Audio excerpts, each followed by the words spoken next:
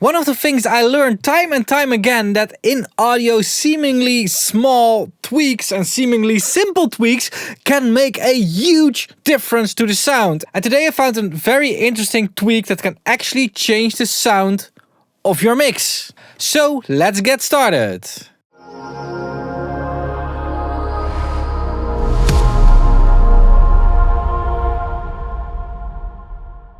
Alright, so first of all, in order to understand the whole subject that I want to talk about today, you gotta watch the whole video. Because if you only understand half of this subject, you're probably gonna make mistakes or spread out lies in the comment section somewhere else. So really make sure to watch this whole video and also make sure to understand what is exactly going on here, because there's a lot of misconceptions around this subject. Now I want to first start with listening to the difference in sound. I did a quick ABC comparison of a drum mix, so let's do that first.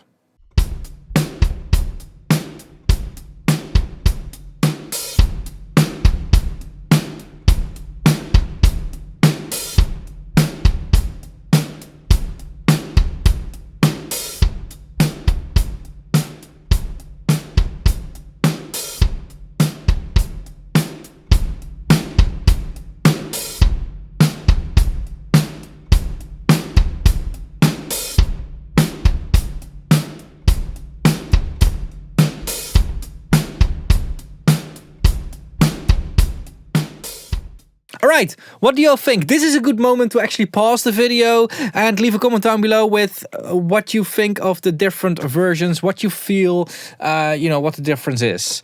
Comment down below now, because I'm now gonna say what the difference actually is. So, the setting that I changed throughout these three mixes is this setting, my pen law. And the pen law on version A was minus 6 dB, the pen law on version B was 0 dB, and the pen law on version C was minus 3 dB. Now before you're gonna open your DAW and change the settings in there, wait. Because it is actually not that spectacular. Let's start with a 0 dB pen law here. So as you can see, I'm sending out a sine wave signal on both of our channels. So on my left and on my right speaker. And if the signal on both speakers is exactly the same, it ends up in the center image, in your stereo field, in the center. And when I don't want to have that signal in my center, I'm going to pan it to the left. And what you see right now is that my right speaker, the signal on my right speaker, is being turned down. And the more I pan it, the more it's being turned down, all the way until I'm at 100% left panning. Now I only have my signal on my left speaker, and this is a minus 12 dB signal, because that's what I did. The pen knob currently is just turning the signal going to the other channel down. It's not doing anything with the original signal. And this makes sense if you think about it. But if you look at it from a mathematical and physics perspective, it actually doesn't make a lot of sense. Because right now, I have two speakers doing the same thing, pushing air molecules in my room. When one speaker stops doing that and the other one is doing this at the same effort with the same amount of power, I get half the amount of volume. So that means that whenever I now pan that signal back to the center, it's being double as loud. And this is what pen law is for. And the original pen law, or not original, what I think is the best functioning one is minus 3. I actually tested this over here. I was playing back some mono music and panning it throughout my stereo field and testing out different laws. And on minus 3, it sounded the most equal. On minus 4.5, because we can even do small tweaks here, minus 4.5, it started to really be a little bit softer. And at minus 2.5, it was still a little bit too much. So yeah, that minus 3 turns down the signal whenever it is at the center. This is directly connected to the pen knob. More on that in a little bit. And this is where the confusion actually starts with a lot of people. But yeah, let's first take a look at this. So we see our VU meter now. And it's we still are sending out our minus 12 dB sine wave. But we're actually lower in level. And that is because of that pen law. Like, it dips it by 3 decibels. It dips all our mono signals, our center mono signals, by 3 decibels. When I now pan it to the left, we can see that it's not only attenuating my right channel signal, it's also boosting my left channel signal in order to make it sound as equal as possible while panning this signal. Now, of course, we can also go further. We can also go to minus 6 dB. And, you know, some people prefer working with this, but yeah, this just makes the effect bigger, basically. It just makes it bigger. It doesn't work on my, you know, I don't like it. Minus 3 is perfect for me. But there's more to it than just the panning law. It's also how it tapers. So right now it linearly tapers. What it means that if I set my pen to 50%, that it's exactly in the center. And if I set my pen to 20%, it's exactly doing 20% of it. It's linearly connected. However, there's also another connection, for instance, sine taper or hybrid taper, whatever that's going to mean. And with sine, it's actually doing less in the beginning. It's making a big step in the middle of our pen knob, and then it's doing a little bit at the end. And this can be kind of seen in these two waveforms here. Let me see if I can get them both into view. So what I did is I made a pen automation, basically sweeping it through the stereo field. And I recorded one with a sine taper and another one with a linear taper. And you can see that this one is more rounded. You can see that this really rounds up, while this one is actually very linear in its volume, in how it looks like. So that is the difference between taper. So it's just a difference in how your pen knob behaves. That's all. But why did it make such a big difference in our initial listening test? Well, if you look at it, it's just a few channels, but some of these channels are panned to the center and some of these channels are panned left-right, including our room mics. Yes, the pen is in the center, but the signals are going to the left and the right speaker. So they are being louder than our mono signals. That's where this difference is. And that would be just a balancing difference if it wasn't for the compressor that I have on the bus.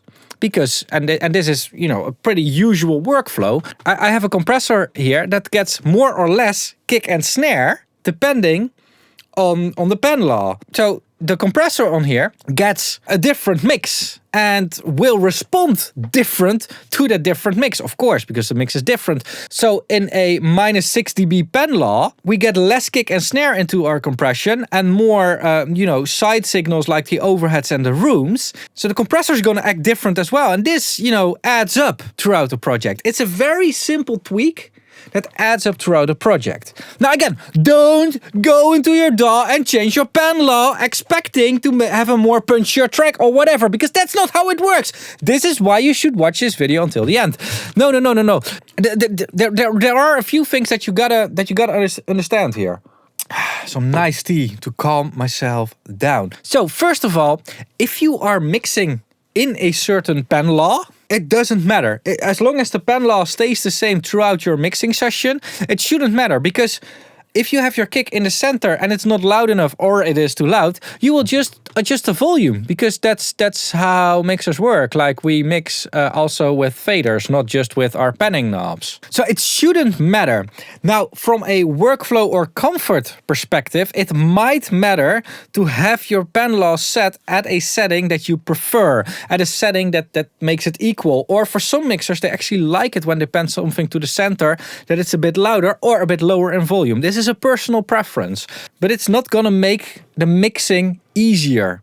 Also, it doesn't really change the source material or does something magical or whatever. It does just the thing that I just explained. Also, traditional pen law only affects the mono channels that are not fully panned to the left or the right channel. So if they are panned to the center or somewhere in between, that's where the difference is being made. When you have a stereo track that is panned fully left and fully right, so one of the channels of the stereo track goes to your left speaker and the other channel goes to your right speaker, it doesn't make a difference at all. It doesn't do anything with the stereo information within a file or whatever. It's literally, it's connected to the pen knob. It's not connected to the stereo field in general. If I would bounce this whole session and then import it in a new Reaper file and change the pen law in there, it would all be exactly the same. The pen law is not going to affect a stereo file or stereo channel if it is panned all the way to the left and to the right. So if you are a mastering engineer and working with stereo files that one channel goes to the left, other channel goes to the right, don't worry about pen law. It's not gonna make a difference. Maybe with positive pen loss, it can make a gaining difference, but that's it. Don't worry about it. Shouldn't matter. The moment where it starts to matter, this is the real thing where this knowledge is gonna be really effective, is when you are transporting or translating or whatever a session to another DAW. So if I have Reaper set to 0 dB pen law and I'm exporting this project the way I made it, and then import all the audio files, so mono and stereo files in between each other, or maybe I make little notes of what needs to be panned to the left and to the right or whatever. I import this in Pro Tools. I set the pans at the same settings as I had them in Reaper, and Pro Tools is set at, I think, -3 by default. It will change my sound because it is changing the levels. That is the moment where being aware of pen law starts to be really important. It's that, and of course, the workflow thing of wanting to have the level the same throughout your stereo field. And that's it. That's it. Now, the title of this video promises you a small tweak to make your mix better. And it can help for some people, but this is a bit controversial what I'm now gonna say. It can help for some people to first do a mix in a certain pen law and then slightly adjust the pen law to make the mix punch more or maybe punch less, depending on how your monitoring system works and where the flaws and good sides of your system are. Can help. Be really careful with this. And what I would advise is not using tricks like this, not using tweaks and tricks like this. Set your pen law at a certain setting and then forget about it for the next 20 years and only adjust it whenever it's needed for session compatibility or whatever. So yeah, that's it. Honestly, I don't think there are any tricks in audio, any shortcuts, any cheat codes, any whatever. I think the best thing you can do is understand audio as much as you can and learn as much as possible and really practice a lot of mixing and enjoying it, having fun with it. And with that being said, I want to end this video. If you appreciate this video, make sure to check out my merchandise store. It's ytshop.com. It's linked in the description down below. And you can get the stereo is the new mono t-shirt, as well as some others. Check it out. It really helps a lot. Another way to support me is by using my affiliate links, Thomas Sweetwater and Plugin Boutique. If you want to buy something in one of these shops, make sure to scan the QR code or click on the link in the description down below. Before purchasing something, just click on the link. It goes to the homepage or whatever. But from there, it makes sure that I get a small commission over your purchase and you're not paying anything extra using my link. So it's a free way of supporting the channel. Make sure to do it. Helps a lot. Another way is by becoming a channel member. Starts at 99 cents per month. Gives you a star behind your name, showing everybody in the comments that you are supporting the channel. There's also an early access tier, which also gets a star, and early access to some videos, and an exclusive content tier, which I'm going to link over here. Last way to support me and the whole YouTube platform is watching more videos. Link an instinct video over here. Thanks a lot for watching. Keep pushing and bye bye.